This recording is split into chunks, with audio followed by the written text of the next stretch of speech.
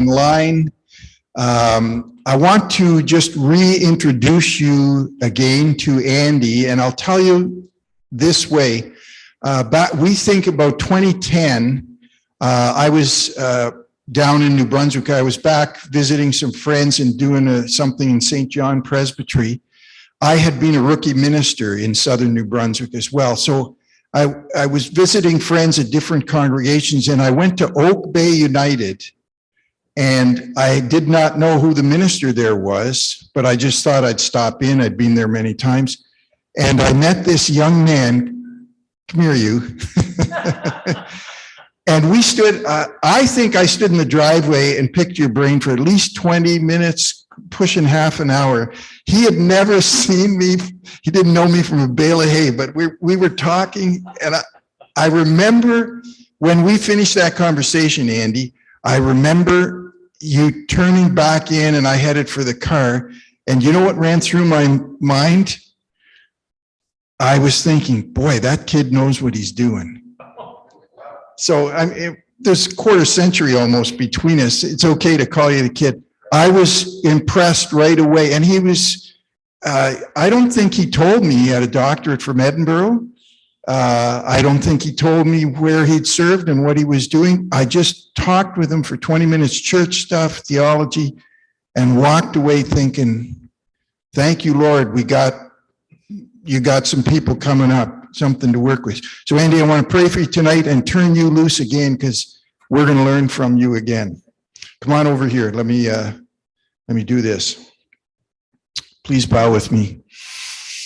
Holy One, Holy Spirit, we give you thanks that you call each one of us as gifts, and we thank you for the gifts you have given to this good man. We pray your blessing on him, his continuing ministry, and we particularly ask that your Spirit be with him tonight and tomorrow as he continues to teach us and fill us with wisdom and knowledge and understanding. Come, Holy Spirit. In the name of the Christ, we ask it. Amen. Amen.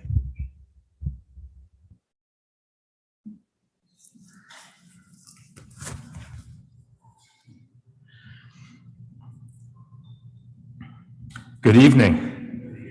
I have to confess that with introductions like that, I don't know whether to laugh or cry. I really appreciate everyone's gracious reception of me as I've been here. Also, while that may have been your impression of me, Orville, it was not my impression of myself, so I very much appreciate your generosity. I want to begin tonight with a poem by R.S. Thomas called The Bright Field.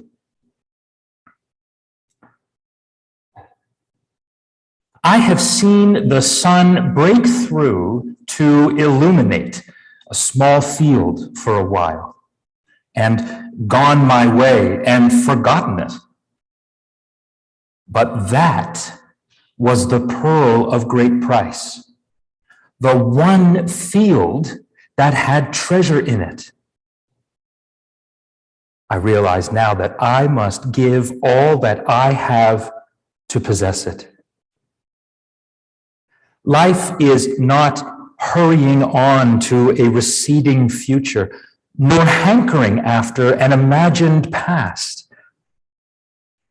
It is the turning aside like Moses to the miracle of the lit bush, to a brightness that seemed as transitory as your youth once, but is the eternity that awaits you.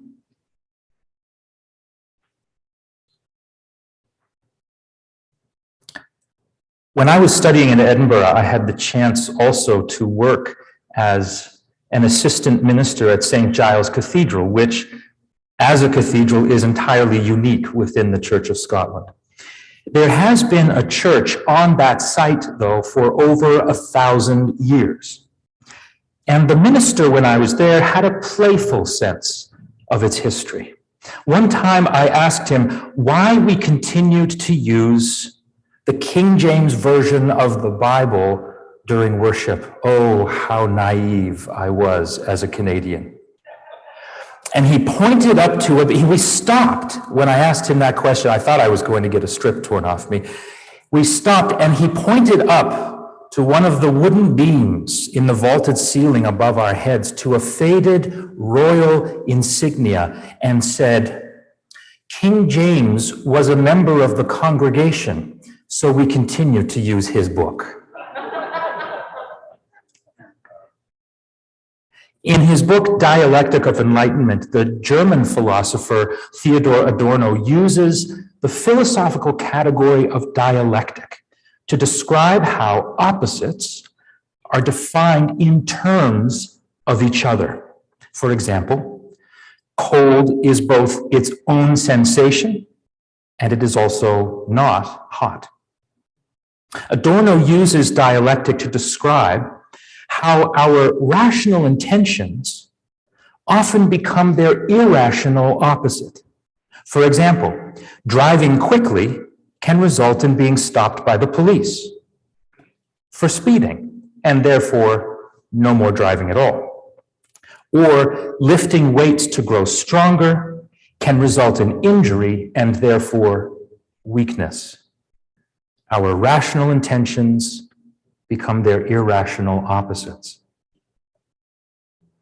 It's a truism now to say that the church has changed considerably in the past 2 generations. From a peak in the 1960s with, as you have heard many times, a new church being built every week somewhere in Canada, to today with an alarmingly similar rate of church closures. What was once our strength, our rational intention, has become its irrational opposite. A church building in every town and hamlet of Canada has left us with thousands of buildings. We in the United Church have spent incredible amounts of time and energy and ink discerning how and when things went wrong. And there are at least 2 responses to that question among many. The first, echoing Adorno, is that decline was inevitable. It was a possibility rationally inherent in such a rate of erecting buildings that eventually we'd have too many of them. This isn't unique to the church, by the way. I don't know if it has happened here, but in Moncton, COVID ended up hastening the closure of all but 3 Starbucks coffee places in the region. Now, we might say that no one could have expected COVID, but before COVID, industry experts were saying that Starbucks was expanding too quickly. The second response to congregational decline, however, and the one that we continue to work hard to address, is that many people have left the church because of changing attitudes toward religion amid tectonic social revolutions. Not change, tectonic social revolutions. Those massive plates of the earth's crust, they have shifted under our feet. In the 1960s, the church's assumption was the same as that of the voice in the movie Field of Dreams. If you've seen it, you probably know what I'm about to say. If you build it, they will come. Parents of baby boomers moving into a new neighborhood in Canada would ask themselves, where will we go to church? In the 1990s, as those baby boomers became parents themselves, the question changed to become, will we raise our children in the church? And today, parents are much more likely to ask, what goes on in a church? Or even more likely, not to wonder at all.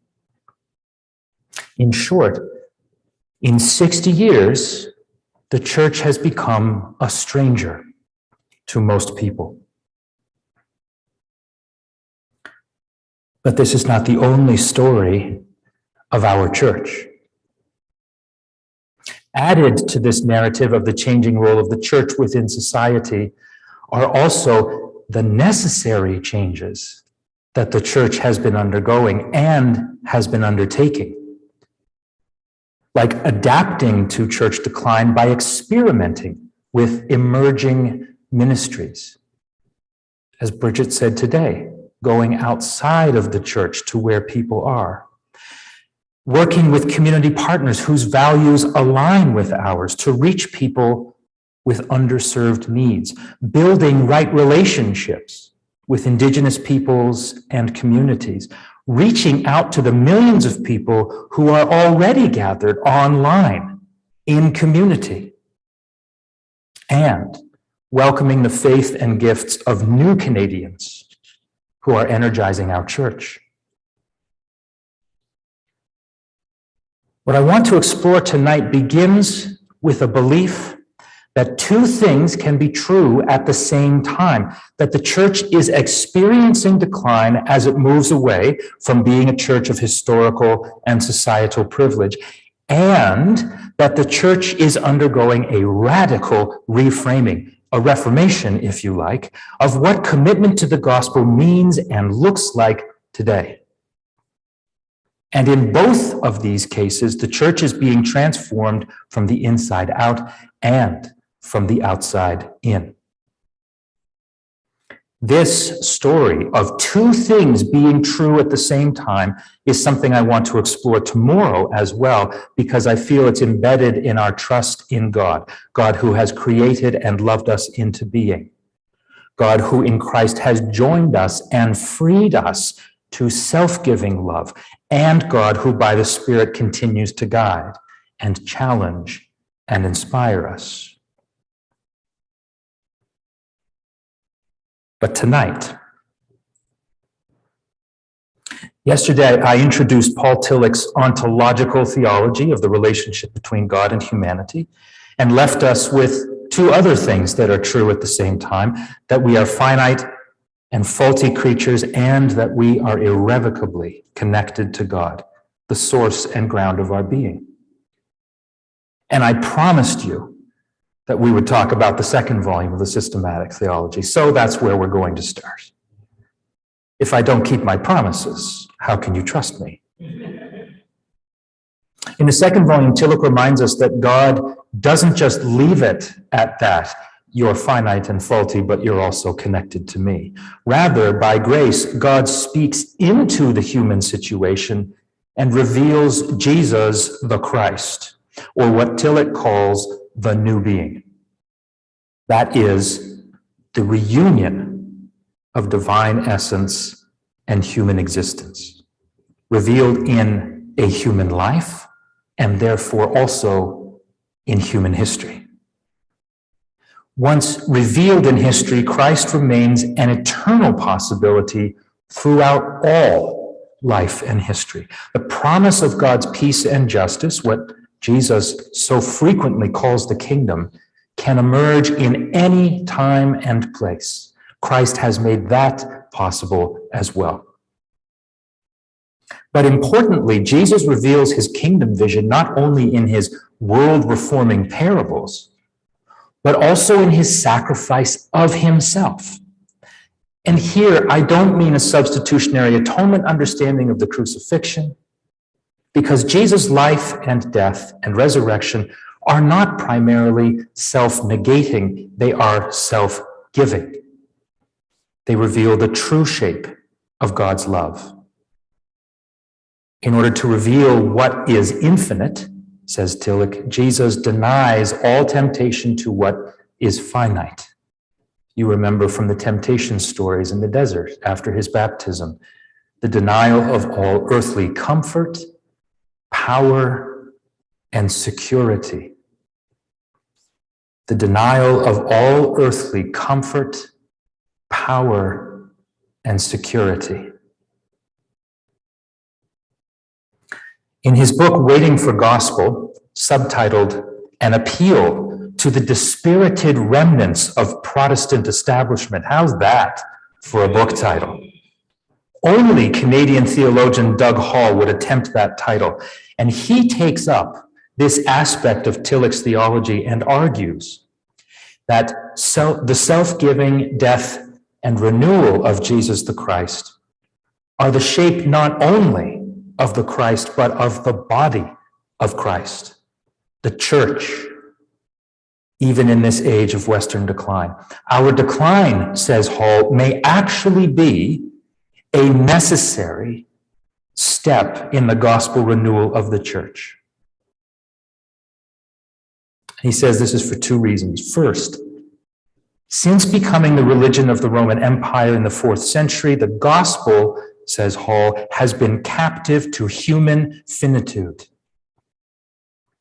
to comfort, power, and security, beholden to the desert temptations.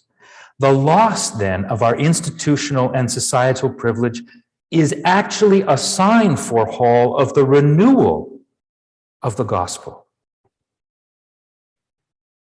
Second, and standing in a long tradition of the theology of the cross, Hall suggests that our renewal must be cross-shaped. The church today is what he calls the Ecclesia Crucis, the cross-shaped church. A church that reveals God's love through the sacrifice of its privilege. The church that for so long assumed the role of the Good Samaritan is now also the weary traveler. Two things can be true at the same time. In this season, we look to our neighbors not only to help them, but to be helped by them.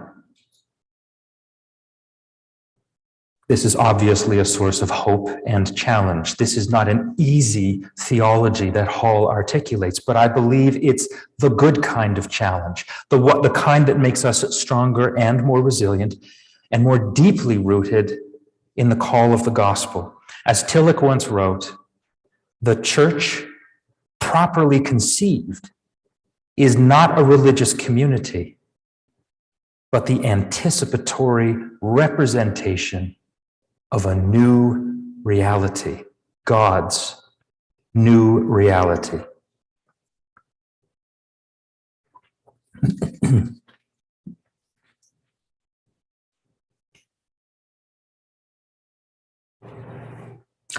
In an article about church and younger generations from probably about 8 or 9 years ago, a survey found that 2/3 of Canadians under the age of 35 had never set foot inside a religious institution of any kind, church, mosque, temple, synagogue. Now just let that sink in for a moment. Almost 2 generations of Canadians has no idea what religious people do or why. No firsthand experience of what faith looks like.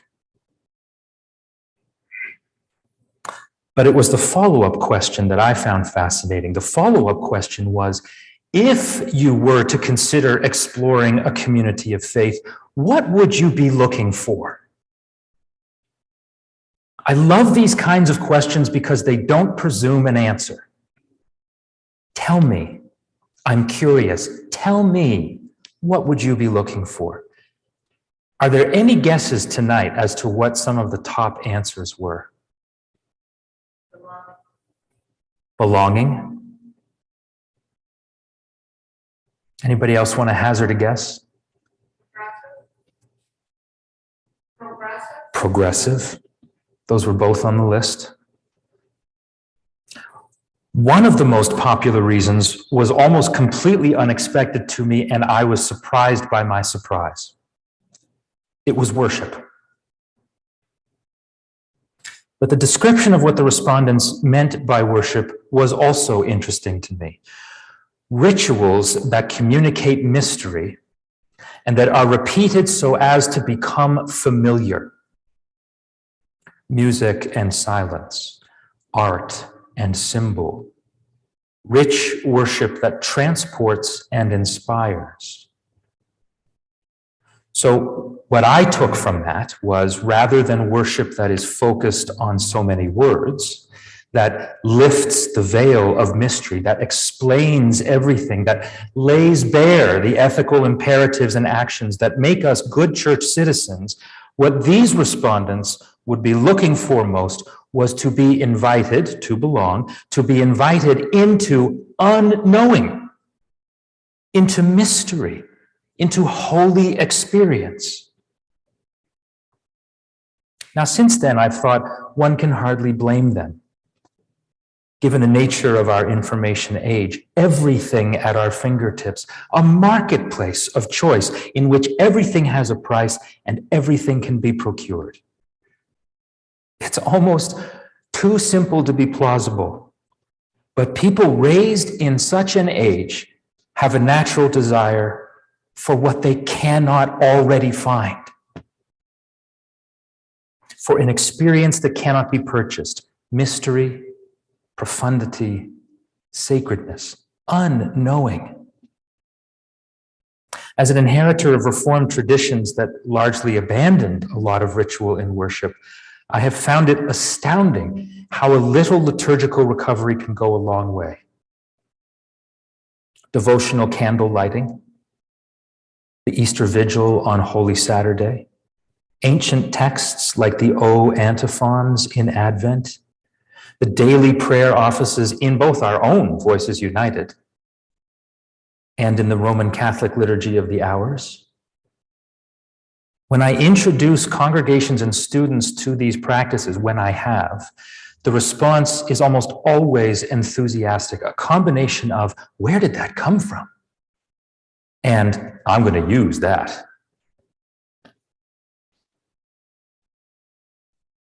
Ritual and spiritual practice also convey divine mystery by inviting a meditative dissolving of the ego.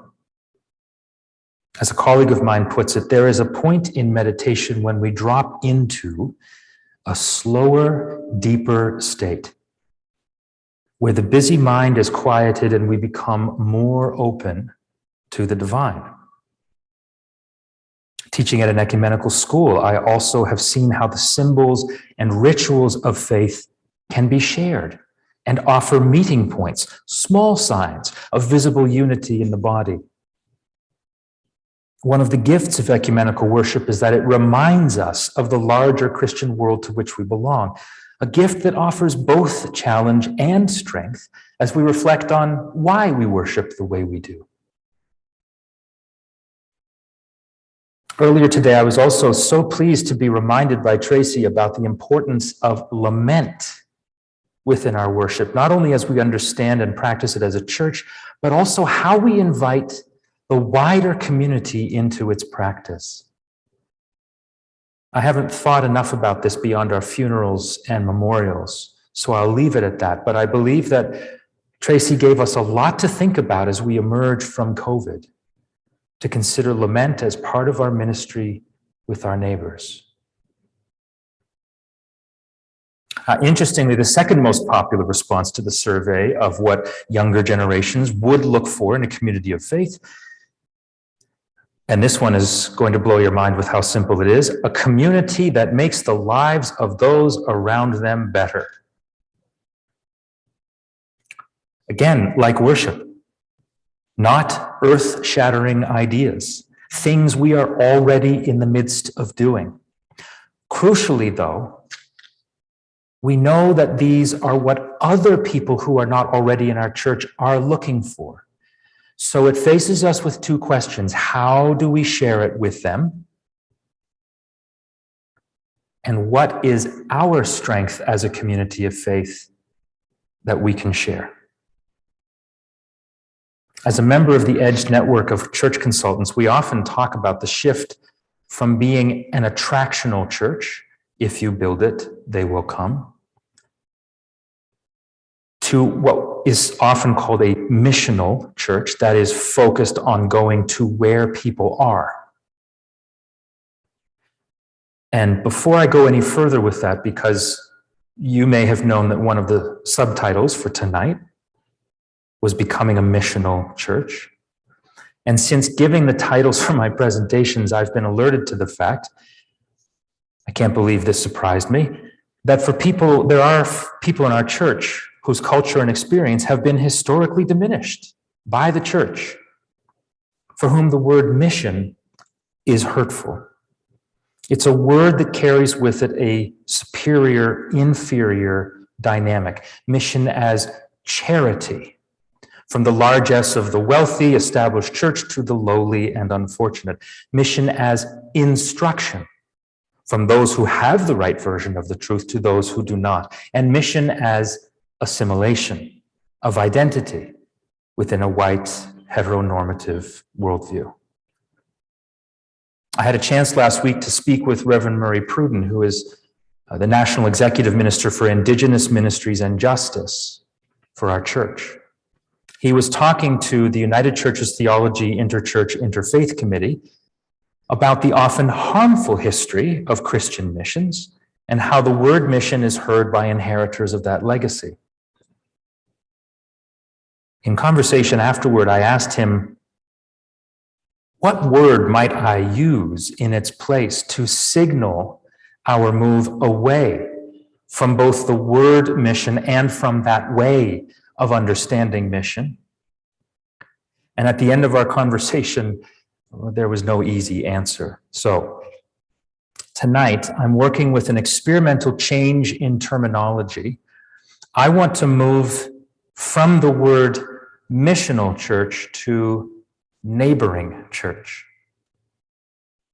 I hope that this change will make sense in what follows, but I welcome your response afterward.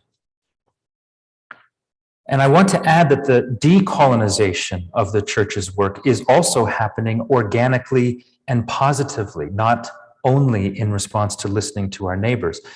The extent to which we see it varies by region. Many church communities, though, are growing as a direct result of the in-migration of new Canadians. At my meetings last week, I met many colleagues whose ministry is changing the face of our church, literally and figuratively. For example, in rural Winnipeg, Noel Suministrado is welcoming an ever-growing community of Filipino Catholics.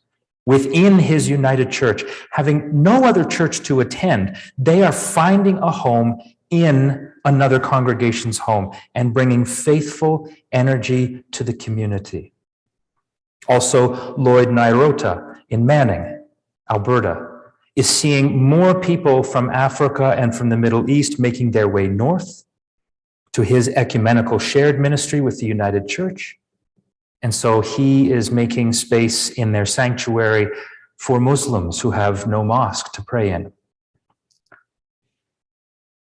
These two very small examples, I think, show that there are places where our church is not actually in decline, where our church is neighboring with other communities, such that the work of decolonizing the church is not self-negating. Rather, it is self-giving. It involves decentering the historical narrative of privilege and placing relationship building at its center, both within the sanctuary and without it. This is what I want to call the neighboring church.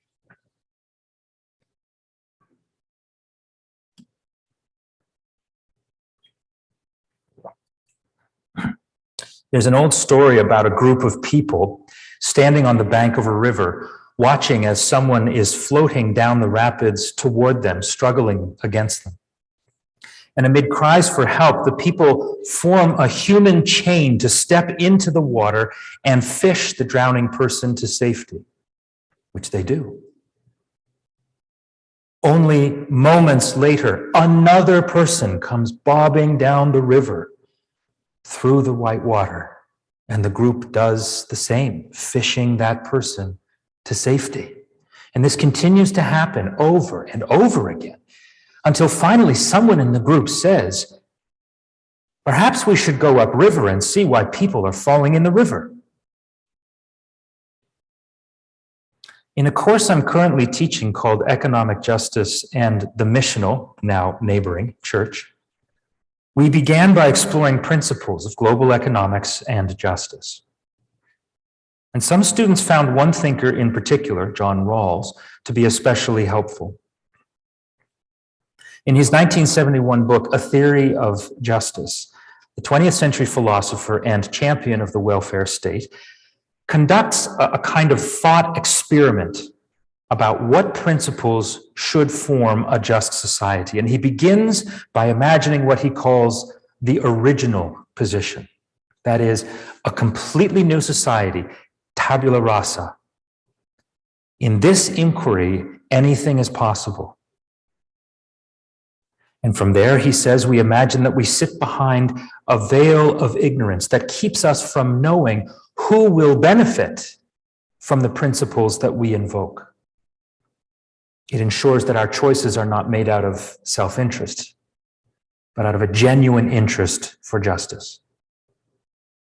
And as we consider how our society will work, there are two principles that emerge.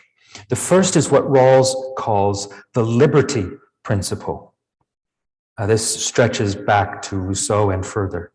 A just society should ensure that everyone enjoys the maximum freedom possible, limited only by the condition that one person's freedom doesn't intrude upon the freedom of others. The liberty principle. The second principle that emerges is what Rawls calls the difference principle.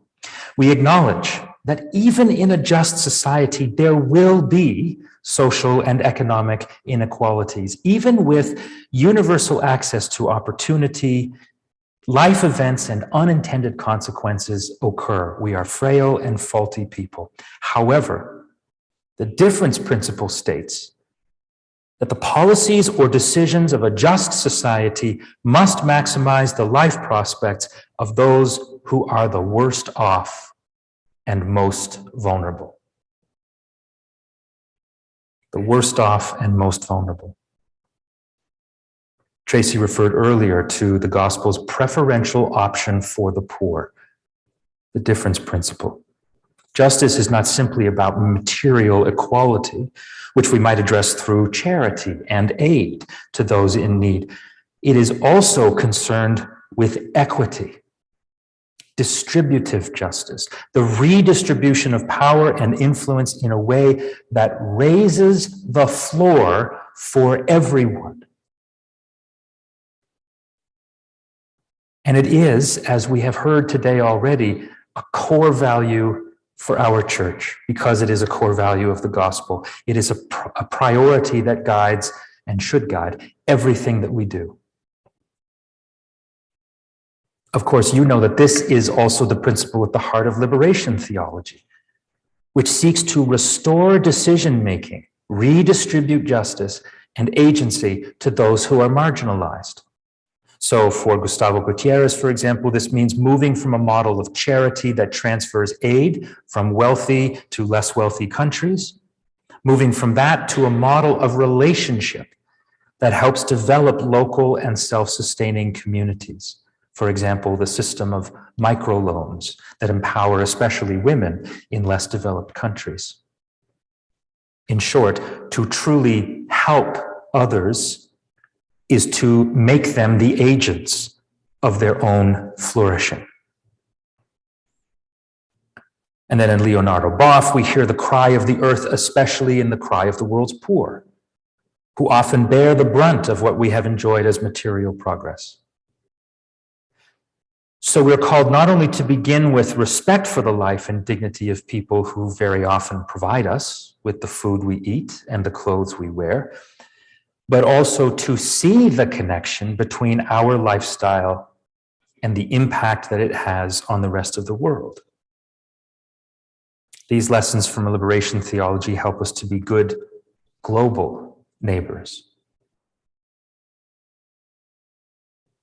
More locally, I believe that these lessons can shape a ministry of neighboring.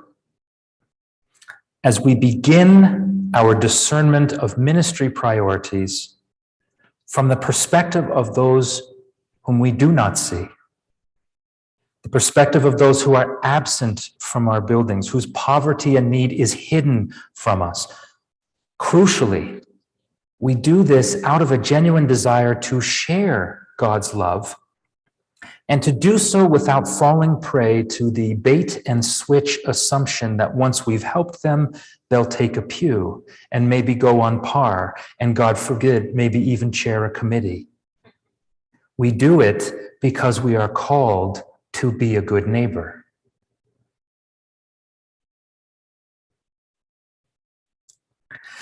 Over the past 8 years, the EDGE network of consultants has helped to create over 400 new ministries that have just this neighboring focus. Some ministries are planted within an existing community of faith. Others start fresh. In both cases, however, neighboring churches seek to find where their passion and the world's deep need meet. Do you know that Buechner quote? Through appreciative inquiry, communities of faith unearth their strengths and their gifts to build on what they already do best. Not to do everything, but to build on what they do best. Then they research the needs of the neighborhood around them, and they invite likely community partners for discussion, and they see where the Spirit takes them. At my former church, we were able to run for a time an alternative suspension program for middle school students.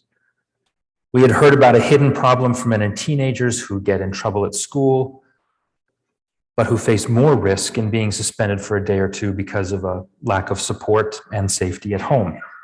So with some federal assistance and support from the United Church Foundation, we created a cooperative project with the local YMCA.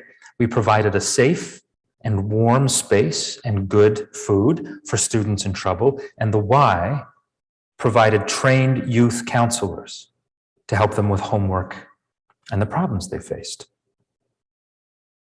A downtown church in my area, whose congregation was steadily shrinking, offered its land and its building to the city to develop, but crucially, to develop space that would house nonprofit organizations.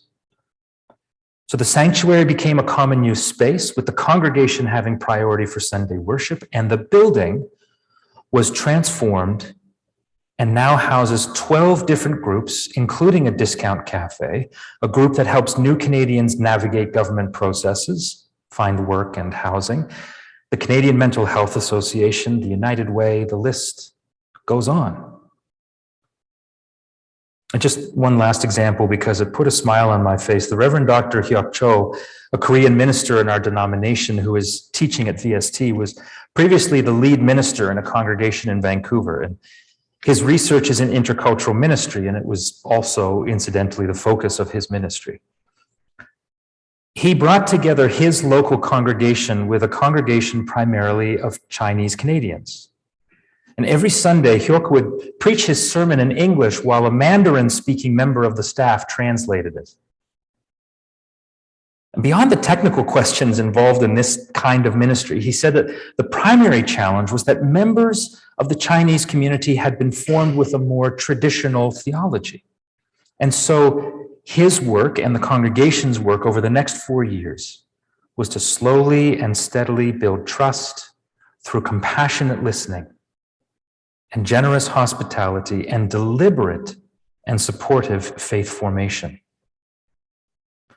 That congregation is about to become an affirming congregation.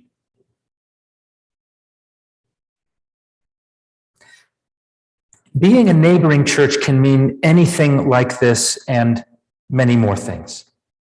It could be making space to help those at risk. It could be selling the building and beginning something completely new.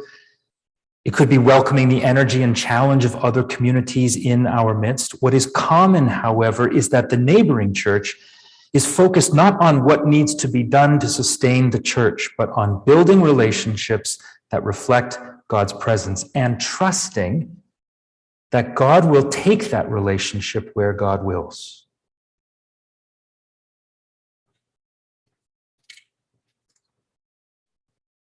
At the risk of belaboring the point, a couple of friends of mine wrote a book called Turning Ourselves Inside Out, Russ Day and Rob Fennell.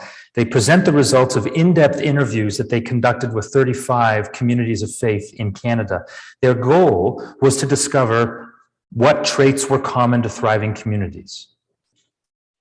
And they discovered that while few communities possessed every trait, there were some that were common to all, including Thriving communities say yes to God and to themselves, to their surrounding communities, and to the world.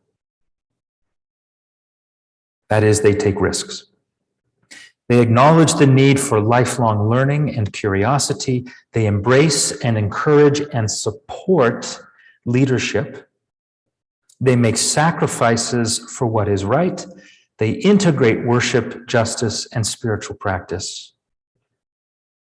And they are willing to be reinvented, surprised, and refreshed by the Spirit's call.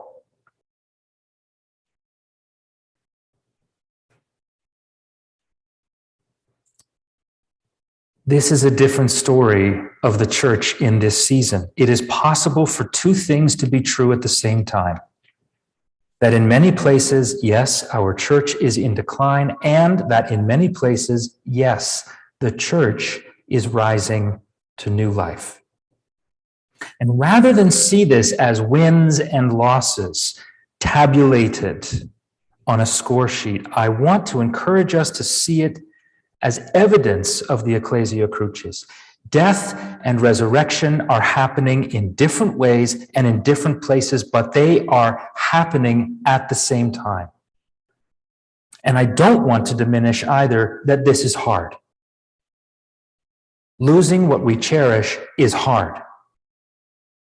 Embracing change is hard. But the alternative is worse. And that is to despair, to believe that God is not present in our transformation.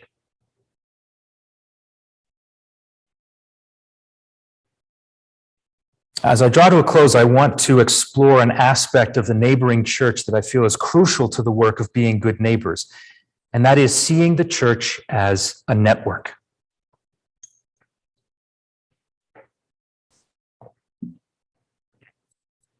This is my favorite time of year in the Maritimes. Is this still on? Are you still hearing me?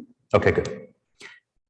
When I've lived elsewhere, I have always missed the deep red of maple and sumac and oak and the rich canopy that lights up the valley and shelters our walking trails. Recently, however, I learned that I am only seeing half of the story, and that the other half of the story may be much more interesting.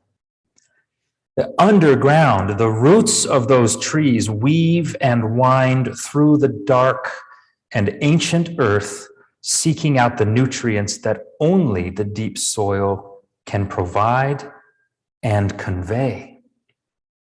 Underground, trees talk to each other. Did you know this? Through a biochemical process that transmits nutrients through fungi, trees send signals to each other.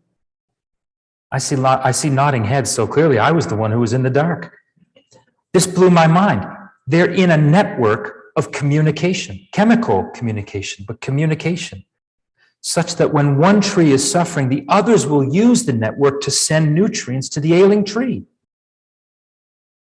The tree network also demonstrates a lot of what we know is true about human networks, that it is the slow and steady growth that creates a stronger and more resilient forest and community.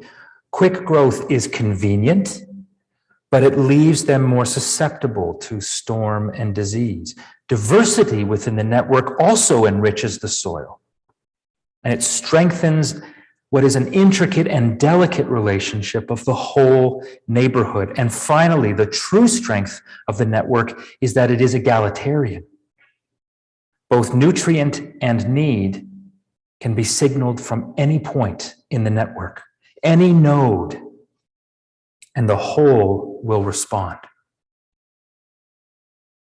The most humble tree can be helped and can help.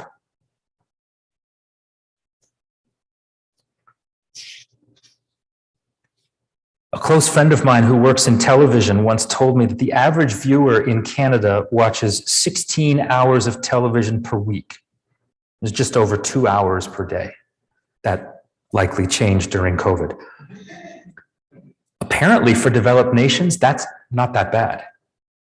However, for Canadians over the age of 65, the average number of hours of television watched per week nearly doubles. 28 hours a week. Ours is a time in history in which we can reach anyone in the world instantly. Yet we can also be strangers with those who live next door. In his book, Bowling Alone, Robert Putnam uses the example, of course, of bowling leagues to describe this trend, where once they flourished 30 and 40 years ago, they have withered as people increasingly choose to bowl alone. He argues that this is an illustration of North America's steady decline in social investment, what we've already talked about tonight. Churches, community groups, charitable givings all continue to decrease. As belonging to social institutions becomes an option within a marketplace of personal identity choices, people are increasingly choosing to go it alone. Now, earlier, we considered what that meant for generations of Canadians to disconnect from the church. What I want to consider now, however, is how important it is for we as churches not to disconnect from each other, or instead of two negatives, to connect with each other. The shift to becoming neighboring churches also has to connect us as communities of faith with groups who share our values, who do good work, and who, because of their more exclusive focus on it, likely do that work better than we could do on our own. It's good for us to develop relationships, especially when those relationships mean that we don't have to reinvent the wheel every time we want to consider a new ministry. So rather than having 5 churches all trying to do the same things and ending up tired and dispirited, each focuses on one aspect of ministry on behalf of the group, and doing it well, both gives and receives blessing. This is an example of an emerging understanding of what is sometimes called the network church.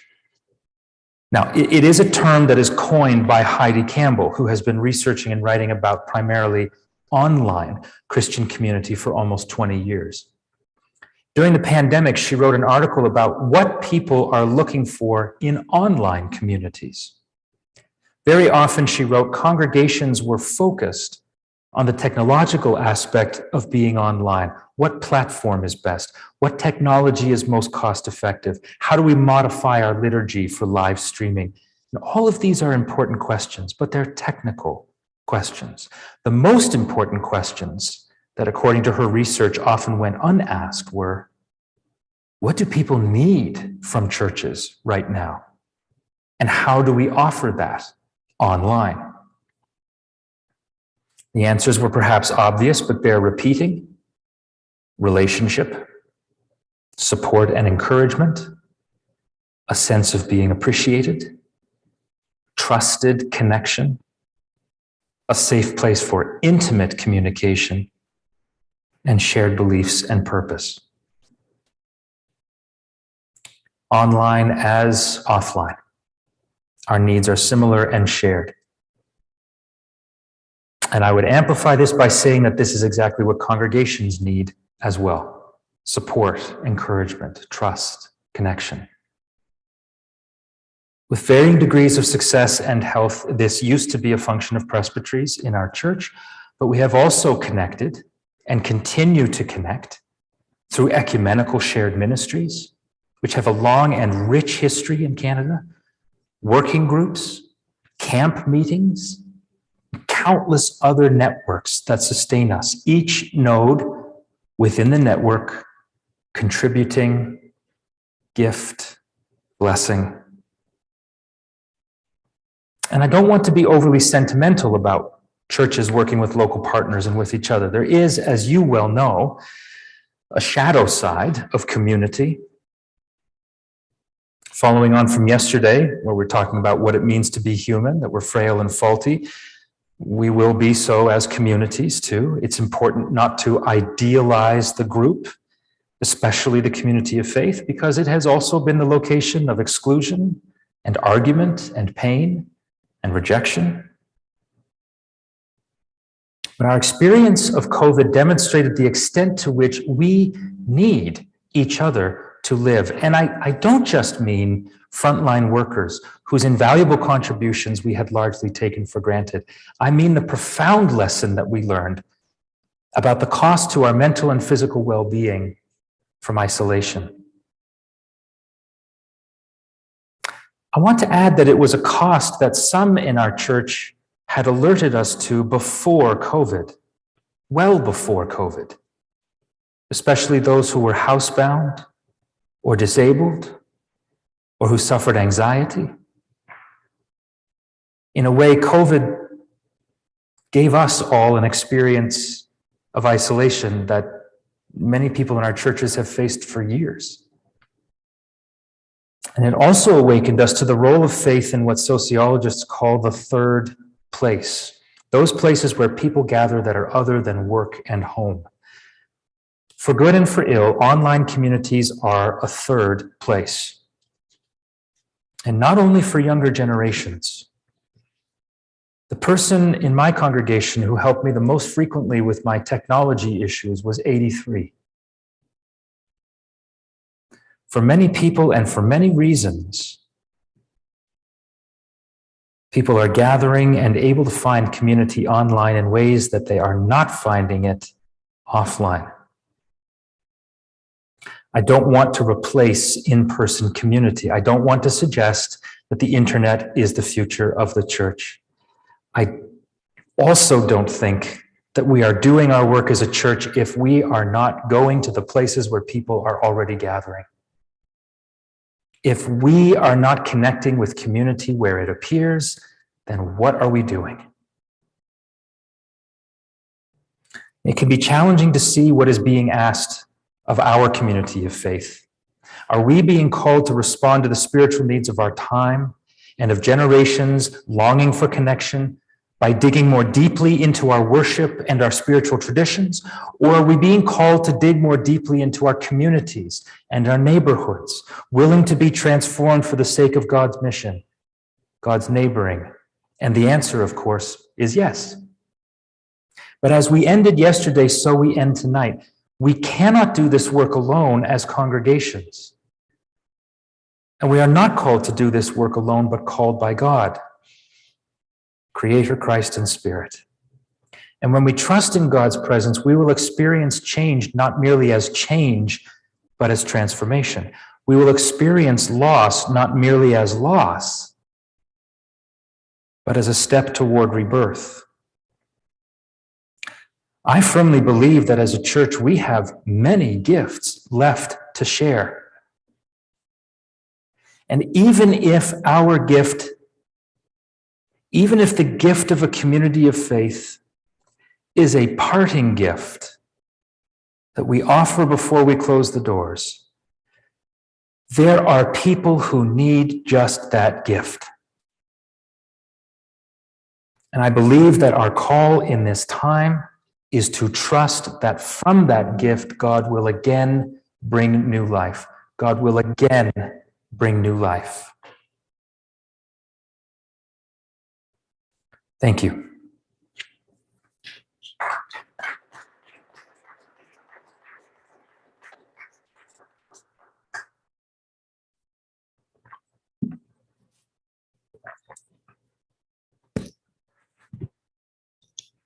So again, friends, we've come to the point where we invite you to participate.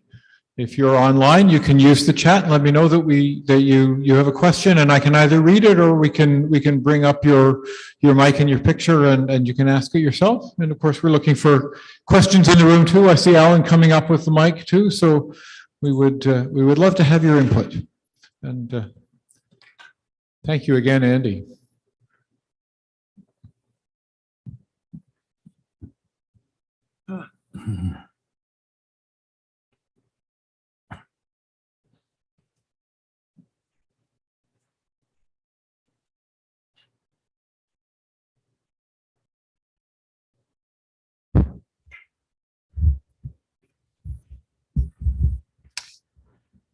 Andy, I appreciated what you said about the bringing together of, let's say, I think you said 5 congregations and each one of them picking something that they want to do and do it good. How is it that you can focus that congregation to find that one thing, because they all want to do everything good that they always did? And how is it that can you guide them as say a minister in a situation like that? How is it that you can feed them into that process to latch on to the one thing that they can do good and just go with it? Any insight? Yeah, that's a great question. Thanks very much, Phil. I mentioned it, but it was so passing and so brief. There is a process called appreciative inquiry. So rather than starting with the problem, you begin with strengths, but also sources of joy. So you can review the community's history. What have they traditionally done well? You can review the gifts among the members, and those can be gifts of leadership, but also of, productivity and creativity and so on. And hopefully by asking that kind of question, essentially what you're doing is priority setting based on what you do well. So, for example, my first pastoral charge where I was settled had 3 different buildings, and it was a huge step taken by excellent leadership before I got there to have them worshiping together on a Sunday morning. But the compromise was that we would go to a different building each month to worship.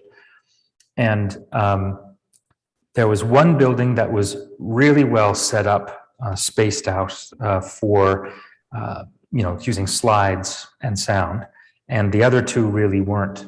So when we were doing musical performances, we agreed we would go to the one that had the better space and more space for people to be there. And you could have projected images and you could have good sound quality and so on.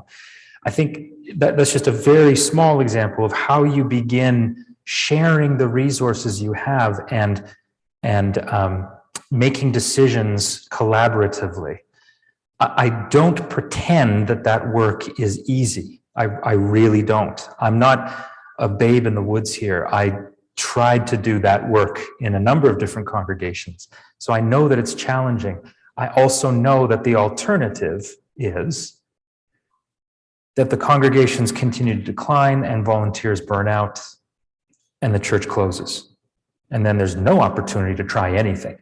So I suppose it's not, I wouldn't think of it as last ditch. I would think of it as let's try. Thank you for the question. There are other exercises that you can do, and if you're interested in the other ones, then I'm happy to share. Thanks, Andy. And I'm going to bring Bonnie up on the screen here too. Sure. Okay. I just want to say that as we get to be about 8:30 at night, my head's just going boom. I'm not sure I'm going to be able to sleep tonight with all of the words that have been shared today and ideas. So I thank you for that. Many communities that are fairly close to cities are experiencing a huge influx of people who are using the communities as bedroom homes. Housing is cheaper in some of our small rural communities. And so I'm just wondering if you have any suggestions for making the connections with the folks that are leaving home at 6:30 in the morning, arriving home at 6:30 or 7 o'clock at night. And in our community in particular, we have a very large Filipino community, and we're seeing other groups coming in. So are there suggestions or words of encouragement that you might offer our community of faith and others who are experiencing something similar? Wow, what an excellent question. The first thing is maybe petition the government to give them a day off. My goodness, 6:30 to 7. If that was the kind of day that I was working with the 2 children who are active that I have, I probably wouldn't be looking for very much more from my community. I think that's it. We have to acknowledge, right, is that most households are 2-income households. If they have the means, then their children are involved in activities and so on.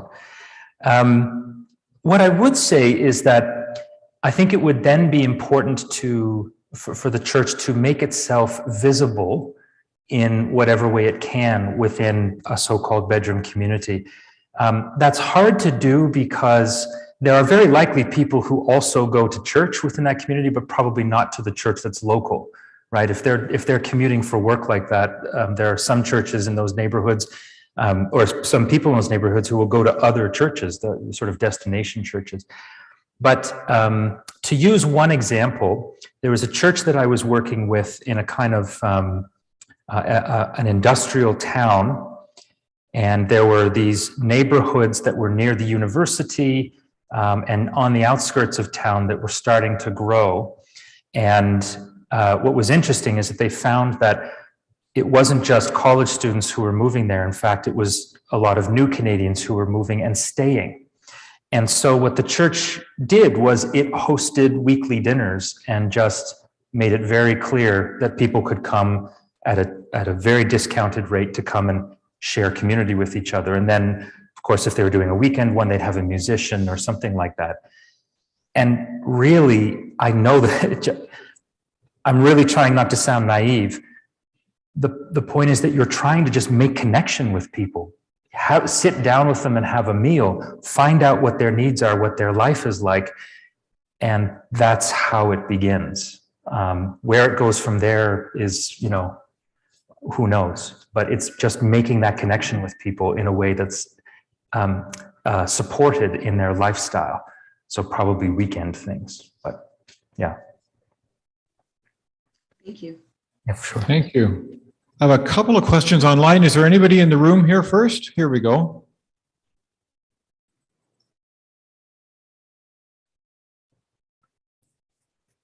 Oh, there we go.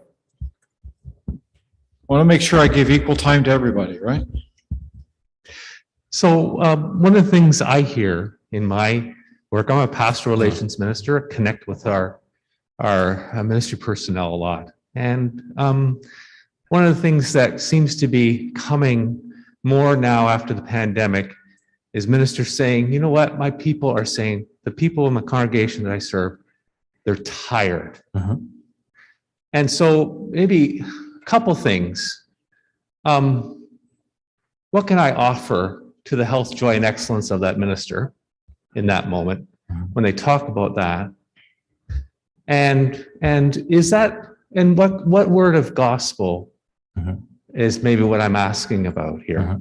Because, I think I'm hearing despair both in that tired sound and also in the minister who is trying to say, okay, so how do I minister to that? How do I address that? And so I just wanted to hear a little bit more about that. Excellent. Thank you. So tomorrow we're going to talk a little bit more about theology of trust that I'm sort of working with, which would the first antidote to that, which is it's not all on you, right? That at some point we have to trust that God is working with the best that we can offer, and we'll leave tomorrow to tomorrow. What I would say is the word of gospel would be, come away with me to a quiet place. I think so what I'm talking about tonight is a much larger picture of transformation within a national denomination and trying to maintain some sense of hope that there are two things happening at the same time. The question that you're asking, Todd, which is so important, is about the people who are on the ground doing that work. And I think it's a related question, but it has a very different approach for me, which would be, you have to take rest. You have to engage in those fallow times, the cycling of crops. There is a year where you do not grow on that field. Also, the recruitment of leadership from within the congregation is absolutely essential to our ministry. I think as generalists and as our vocation has become more professionalized, I've noticed at least that so many more decisions run through the minister's office, so many more. It's impossible for the ministry of rejuvenation or of God's renewal to happen if that's the model of ministry that's in place. So we do also have to make some shifts in how we understand that work getting done. If our volunteers are also tired, which I have also heard, then I think probably the best thing that that community can do to begin with is to take a year of not actively seeking and creating partnerships and new synergies and so on, but rather take some time to study scripture together, to pray together, to rest together, to worship together, to eat together, and all the while gently and gradually discerning their priorities and what their strengths are. But if you're trying to determine what your strengths are while you're falling into bed, it can't be done. So I guess I would say, again, two things can be true at the same time. We are called to transformative work with God, but we also have to acknowledge the exact moment that we're in. A season is a much longer period of time. So I was talking about the season in which the church is, but your community of faith will be in a specific moment, and your minister and the lay leadership will be in a specific moment. Does that help? Is that okay? I have John Buttars on the line here. John, open your mic and turn your camera on, if you please. So Andy, thanks, first of all. I got two things. Thanks, first of all, for the image of neighboring church instead of missional church. And I don't know why I thought of this, but I realized, well, one of the neighbors in my community that is really suffering at the moment is the hockey community. Yeah. And I have no idea how to reach out to the hockey community, but there's a community that is surely digging deep into their souls as to what kind of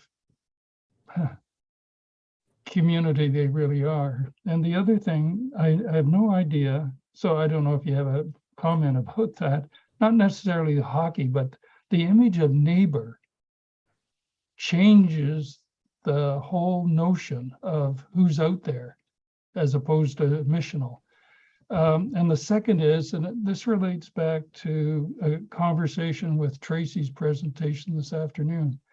I gave up having a prayer of confession in the 1980s because it only evoked self-hatred in people, self-judgment. I would love to be in the position, I'm now retired, but in the position to experiment with a prayer of lament, with an assurance and before and after, as Tracy suggested, lament for personal sins, but lament for the world community. Yes. And the brokenness of the world community. So just a couple of comments. I really appreciate those comments. We're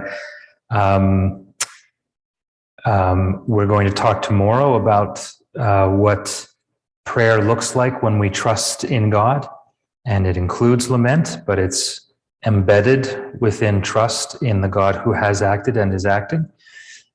With respect to the hockey community, my goodness, what a couple of weeks it's been. And knowing so many people so many parents and kids who are involved in hockey and how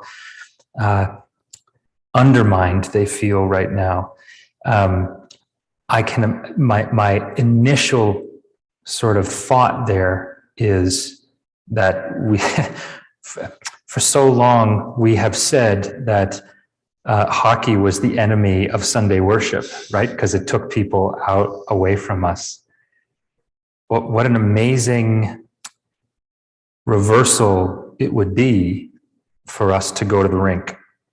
And I don't know that we're necessarily going to engage in meaningful and healing conversations at 11:13 with a hot chocolate. I don't know, but maybe it's worth a try just to see what people are saying and what they're feeling. And one of the things, talking about strengths, one of the things that as communities of faith we work on constantly is active listening. And So, I mean, genuinely listening to another person without offering an opinion, reflecting back to them what we're hearing them say. You know what active listening is. What an opportunity, what a time, what a season it is then for us to kind of double down on that thing that we've been so upset about for so many decades, this hockey on Sunday mornings, and for us to actually go into the rink and just see what people are saying, and maybe they need somebody to listen. Thanks, Andy. And Bonnie online says we should wear our collars when we go. I know that there are a lot of people who don't, but it is a very visible sign. Very visible. So is there another question from the room here?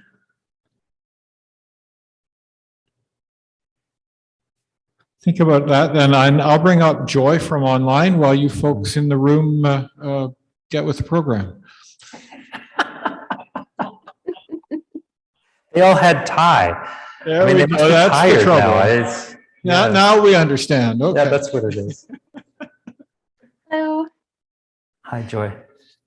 So I'm wanting to ask you what you would do if you were in my shoes. So the situation is I've just started working with a congregation and I'll be with them for 1 year. And they've had a major trauma happen. But what they need to work on this coming year is to sort of figure out their new direction. And the interesting thing is that they've got something called an invigoration committee.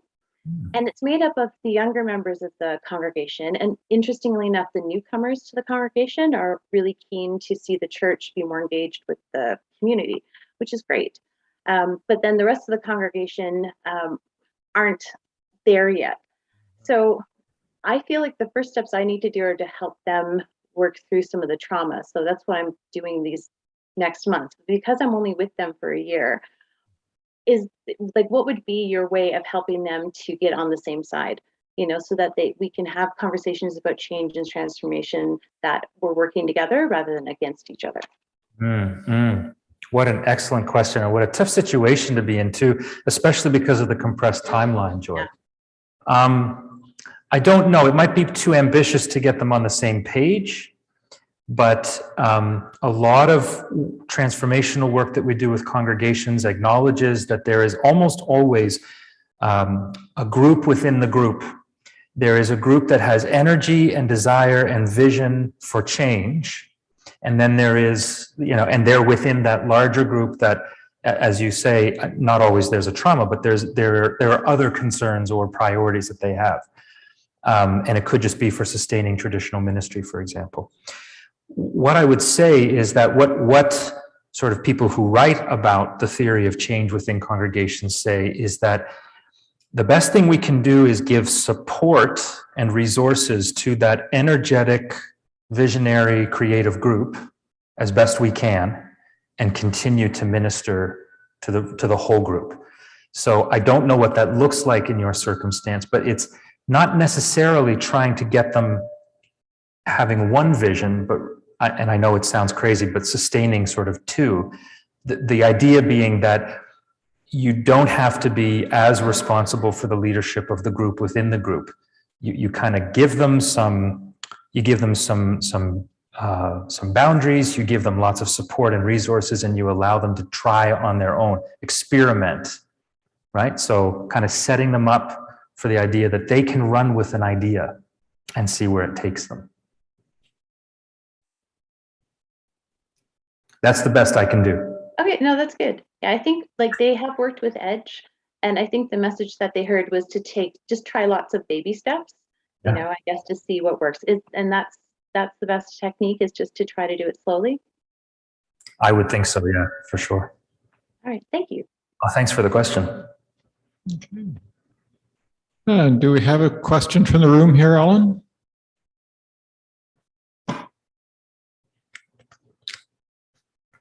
Let me put the room on the screen. Maybe it will encourage you. Or we can also acknowledge what o'clock it is, and that people have been going for 12 hours at this point. So, it has been long. Let me bring up Bill Lord, because he is being very patient here.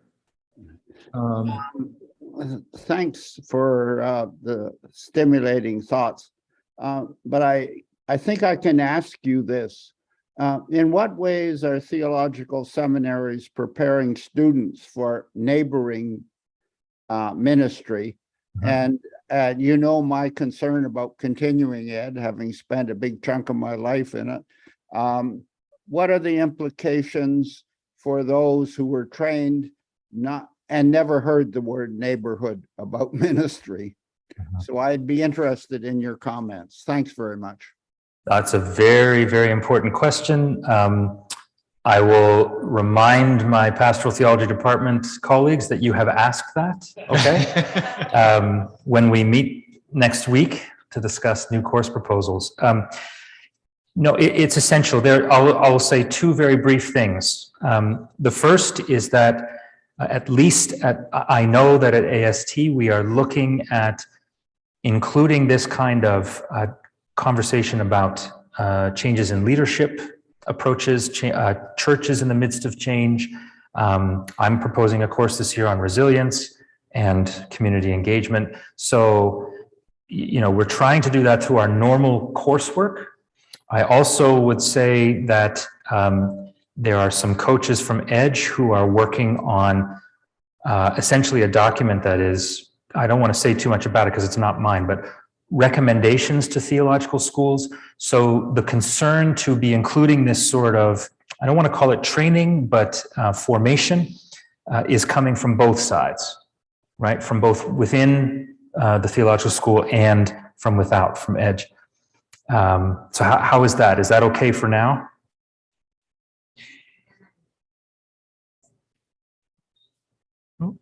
Bill, Yeah. And my concern is for a whole lot of ministers who were trained in another era. That was the second part. Yes, sorry. Thanks, Bill. So that's where theological schools, continuing education programs are essential and are so important, right? That's where having robust and subsidized offerings for people in ministry now is so important. We'll also say that the summer distance MDiv program at AST is a really great model of integrated learning for people who are new to ministry. Hopefully that also catches on and colleagues see, how it is we're learning about managing this kind of change and trying to engage as neighboring churches. And so we'll become curious, what did you learn? Where did you learn that? What resources and so on? And then please feel free to sign up as a continuing education student at AST in any of my courses, because I love having the Con Ed students as part of it. And that's not pandering. It's wonderful because they bring those questions, right? And they bring a different perspective from and often from other generations.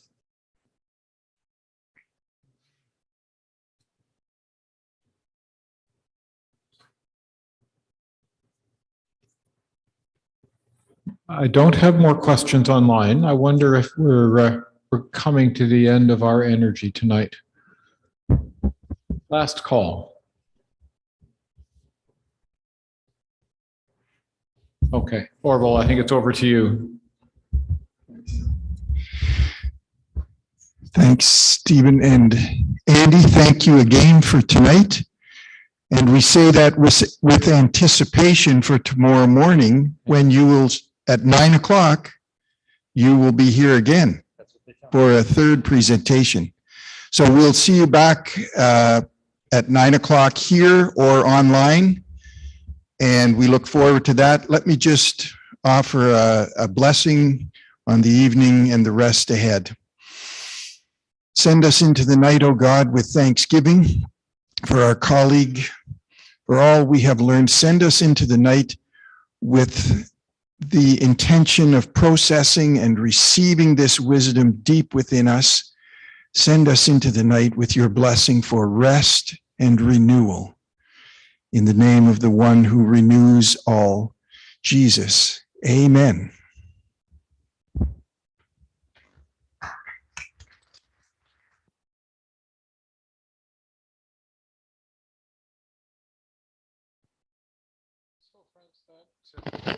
Friends, that draws to a close our long day today, and so glad that you could be with us and that you hung in for the whole day. We were so glad to have you here. I hope you have a good evening, and we will begin again at 9 o'clock Eastern time tomorrow morning. So please join us then. Blessings and all the best. Bye for now.